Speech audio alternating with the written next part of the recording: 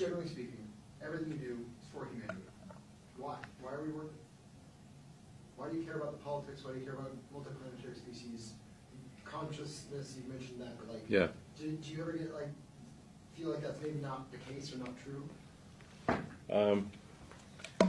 Well, I mean, there's certainly at times when I have doubts about these things. I mean, I think it's a good question you asked, because it goes to, like, at a foundational level, what is my philosophy, and why does it lead to this conclusion? So the reason is that when I was a teenager, I had like an existential crisis to try to figure out what's the meaning of life. There doesn't seem to be any meaning. For me, at least, the religious texts, and I read all of them that I get my hands on, did not seem convincing. Then I started reading the philosophers. Be careful of like reading German philosophers as a teenager. It's definitely not going to help with your depression. So reading Schopenhauer and Nietzsche, I'm like, ugh. Now, as an adult, it's much more manageable, but as a kid, you're like, whoa.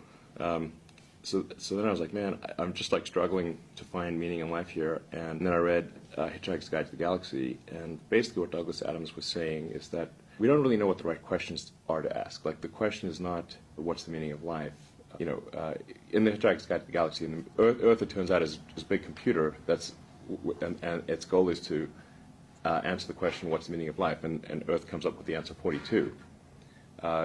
This is where the 42 number comes from. And 420 is just 10 times 42. Yeah.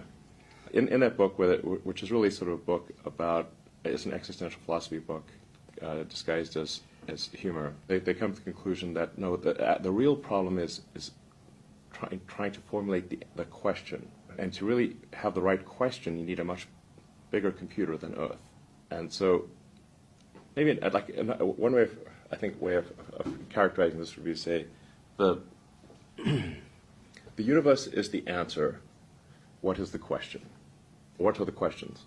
The more we can expand the scope and scale of consciousness, the better we can understand what questions to ask about the answer that is the universe.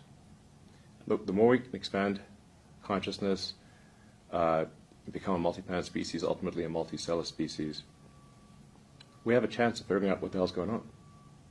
And so, this is why I think we should have more humans and more digital, both biological and digital consciousness, and why we should become a multi-planet species and a multicellular species, is so that we can understand the nature of the universe.